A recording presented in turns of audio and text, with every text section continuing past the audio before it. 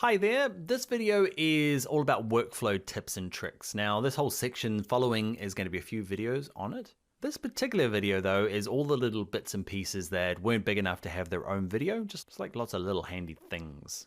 Some of them we've covered a touch before maybe in the course, but let's put them all together here. The first one is opening files. So on a Mac, okay, this is Mac only, if you grab an image, hold down the Command key and hit Tab, it shows you all the available applications that are open. You can just drag it into the actual thing. Okay, so just drag it right into there and it opens up. Or you can drag it, if you prefer, just down to your dock and just drag it straight into the icon. The next one is rotating your canvas. So I know that, see, I'm working on my mask here that we made earlier, got my brush tool, and I can drag down and, kind of down the edge of this really easily with my mouse, okay? All my arm muscles are really good at doing that movement. If I have to kind of go around this way though, I'm just not as capable of dragging it. That was pretty good. Okay, so rotating the canvas is pretty easy. Hold down the R key on your keyboard, just keep holding it down and then just click anywhere. You're not rotating your image, you're just kind of moving it so that you can then work in your kind of like natural habitat in terms of like masking. I'm not sure what I'm doing to the edge here, but you get the idea. Hold down R, move it around so that you can kind of get the natural angle for your Wacom instead of having to move it around your desk. Or me, I'm just using my mouse here. If you've got a MacBook Pro, actually I think it works on any MacBooks that were built in the last like 5 years. You can actually you don't have to hit the R key, you can just use your 2 fingers on your touchpad and just kind of like squiggle them around. Squiggle's not the word, but I've got 2 fingers on my touchpad and just turning it. I don't have to change any tools, it just moves it around nicely. Does that work on a PC? I guess it really depends on the machine. Give it a try. 2 fingers, and just give it a bit of a rotate. Like you're in Google Maps. You can pinch and zoom too. Once you're finished, you can hit escape on your keyboard in the top left and that just gets it back. You can leave it like this all you like. It will still export the right way out. It's just kind of like a temporary thing. All right, escape. Next one is Zoomify. We covered this in an earlier video, but I want to tie it in here again, just to put it all together nicely. So I'm working around, fixing up the edges here, touching it up, and I need to get down to the bottom left. Remember, hold down. Do you remember what it was? There's a key. You hold it down. It's the H key. Just hold it down, hold it down, hold it down. Click, hold your mouse. Okay, I'm holding the mouse the whole time and the H key, and then let go of your mouse. Okay, it just means you can jump from this point rather than doing the old dreaded, like, we've all done it, right? You drag in, you're like, you've missed it, and you're trying to find it, and you're like, where is it? Oh, I should have zoomed out. Okay, so just hold down the H key, click, hold, and drag, and then let go, and it goes back to that exact zoom. You can start working nicely. Okay, another little tip and trick is under View. If you're working on one of the new MacBook Pros that has the touch bar, okay, it's that kind of like, it's above your keyboard, it's a physical, half physical thing. Don't have a new MacBook Pro without the touch bar. It's probably not gonna be there, I'm not sure. Go customize touch bar, and what you'll find is, you can't see it, it's on my other screen here, but it's giving me lots of ways to adjust that touch bar. I can just add different things to it. I'll do a screenshot and get the editor to add it in here. And although you can't see my kind of touch bar, they're all wiggling away, and I can say, actually, I want to go to the one that says blending mode, and I want to add that there because I use that quite a bit. Or see the one on the bottom right there says select a mask. We've used that load. I'm going to make sure that's on my touch bar. Anything that you're using loads, you can drag onto it. All right, let's jump out. All right, so that's the touch bar. You can also customize the toolbar across here, which is kind of cool. So see these 3 little dots here? You can click on this and click and hold it down and say edit toolbar. Just means you can tidy this up. If there's tools in here you just don't use, get rid of them. Let's say the lasso tool group. You just don't use any of these. You can just drag them over here and say, I don't want you, you, or you.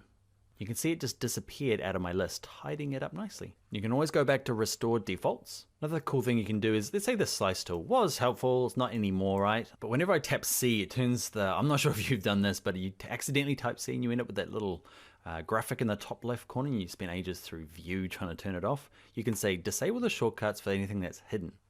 So we're not using the 3D materials, we're not using the ruler or these ones or count tool. Okay, all of these, once you've got it, you can save a preset and you're going to call these the Dan presets. You too can call it Dan presets. It just means that later on, if you restore defaults, okay, you can go back and load good old Dan's presets. Click open. Click done. You can see over here, and the eyedropper tool. See, nice and tidy, nice and clean. No lasso tool. One other one in there that you might turn off just to get it looking nice. Grab him. Click on edit toolbar. You also see the ones you have turned off are actually in here. So they're not gone forever. They're just under this little extras list. Okay, edit toolbar. This one here, you might not use quick select. See it down the bottom here. appears, disappears. Same with this one you might not use. We're getting pretty nerdy here, right? So I'm gonna go restore defaults, click OK, because yours needs to look like mine for the rest of this course. I would totally do this if I wasn't an instructor. All right, so let's close down a couple of these. Don't want to work with you. I'll leave you open and you can go close. So let's say you're working on a couple of images, this one and this one. So this one here you may be retouching and you're trying to work it into this larger kind of group of artboards. We'll cover artboards later in this course, but this one here is quite nice. If you go to View, not View, go to Window, go to Workspace. This one here can be nice. When I say Workspace, I mean Arrange. So Window, Arrange, and this one here, either of these two I find quite useful. So two up horizontal or vertical just means I can see this one and this one at the same time. So it means I can be working on this document and kind of like dragging it across. Just makes life a lot easier than trying to use that kind of up into the tab thing. Okay. Yeah, just allows two documents open. Maybe one's for reference, or over here you're building a montage and you just kind of like got lots of different images. And you can have tabs in here as well, but have this kind of overall document open. To get back, Window, Arrange, and this one here it says, where is it? Consolidate all tabs. Other interesting things that don't get their own video, they get lumped into here, is your libraries. We're going to look at libraries a little bit more. If you can't see them, go to Window and go to Libraries. And what's useful in here is, let's say that I've got an image in my library. Actually, let's go to my stock images. Okay, you can have anything in your library and just say, actually, I like this. Can you go off and find a similar image? What it does is it goes and look at Adobe stock. You may or may not have a subscription to this already, but you can see it's gone through and found images that are very similar. Actually, in this case, they're super similar because I got them from, hey, look at that. Crazy that I got that one. It's pretty close. Okay, so it's just really handy. You can just dump anything into the libraries. Doesn't have to be a stock image. Let's dump this one into stock images. So I'm going to clear that out. And I'm going to dump this one into my library. And then I'm going to right click it and say, go find me a similar image, please. It goes and checks Adobe stock. Now, Adobe stock is a paid service. I pay for it every month. Man, how much is it? It's like 30 bucks a month, I think. You get 10 images, 20 image, 50 image. Man, I need to check that out.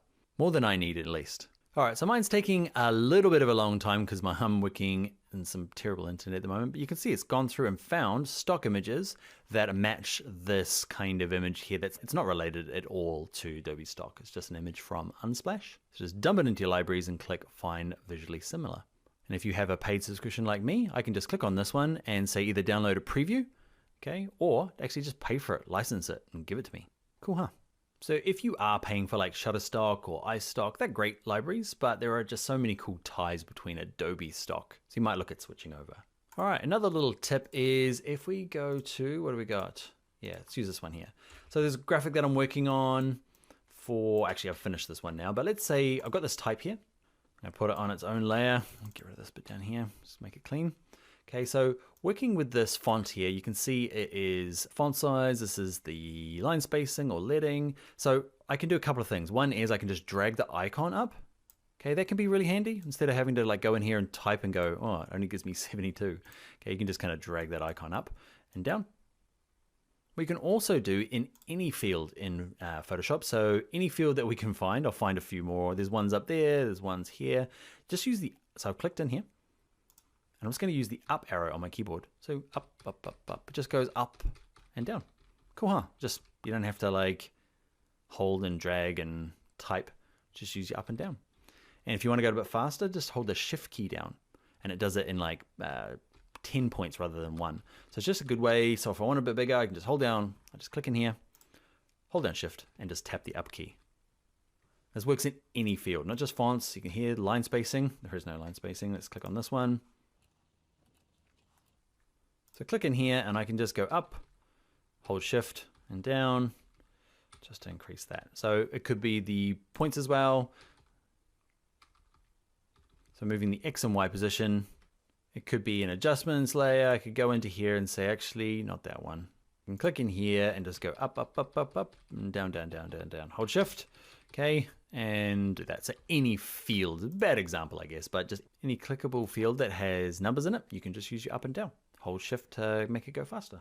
All right, next pro tip is to look in the channels and paths to see if there's a selection already.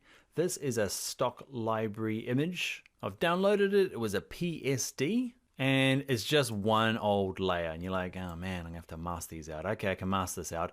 But the thing to check, especially if it's a PSD and it's a file from a professional kind of like stock library site, there might be, if you're lucky, it's worth checking every single time under channels or paths, there might be a saved mask and they're just hidden in here.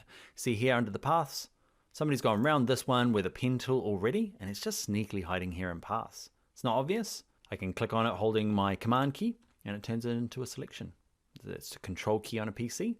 And now I can go back to my layers and add my mask and it's a whole lot quicker than trying to do it myself. Often I find these things after I've spent like an hour masking something out. I get to a point where I'm like, man, they should have done this before me. I'm like, uh-oh. I go and check in paths and let's undo. So they've done one for both books in here. Okay, so I can mask both of them out. Sometimes there are paths done with like the pen tool. Let's deselect. There's also one in here under channels. Remember we did channel mask earlier on? So somebody's done one of those for us here as well. There it is there. I can hold down my command key on my Mac, click it, turn back to RGB, and now I've got a mask, okay, for that little edge there. Not sure what that one's for, but it was in there. I might really need it. So if it's a JPEG, it won't include this data, but if you download something and it's a PSD, there are a few other file formats that do contain this as well. What, a PDF? Not sure, EPS maybe. It's worth checking. Where it happens to me a lot is when I get kind of marketing material, say Adobe, because I'm a certified training center, they send me lots of marketing material and it's just this flat graphic and I'm like, how am I going to use this? And I go into channels or paths and I'll see, there's a mask ready to go for me. So if you are working with a large supplier and they're sending you these bung files, it might be that they're just hiding in channels and paths. It's worth a look. There is my kind of Adobe Instructor certification badge, an Adobe logo. All of these I want to have a drop shadow and I want it to be the same. So instead of doing it per layer, what you can do is you can grab all of these guys. So I'm clicking and dragging across them all, make sure I got them all, put them in a group, and then go down to effects and just apply the drop shadow to the whole thing. Big drop shadow. I'm just gonna have a teeny tiny one. And by teeny tiny, that's not even that teeny tiny. I'm not sure why I'm spending ages now, but you can see they all have a consistent drop shadow all around them, just using one of them on the whole group, rather than each individually. All right, two more tips in this one. One is, I don't know why I feel compelled to show you this one. It is under the eyedropper tool, the one that says the count tool. And if you, I don't know, it's me. My math, I think there's some dyspraxia in there. I don't know, but this is helpful. Watch this. It's the count tool. How many of these have I got? I use this for rows and columns and stuff when I'm doing web stuff, or you might be I don't know. Photoshop's weird. It gets used by doctors and police and forensics. I teach all sorts of people. You think, I don't know. I feel like doctors should have some sort of specialized equipment, but often they'll use Photoshop, okay, with high resolution images. And yeah, I'm not sure what we're counting, but I know there's 20 of them. It might be for, say you're an architect, or I'm trying to invent uses for this now. Let's get clear. All right, so I want to say last but not least, but it's on the end of my list here for a reason, right? I use it though, so I was like, it has to be in there somewhere. Because there'd be one person out there that they might find it really useful.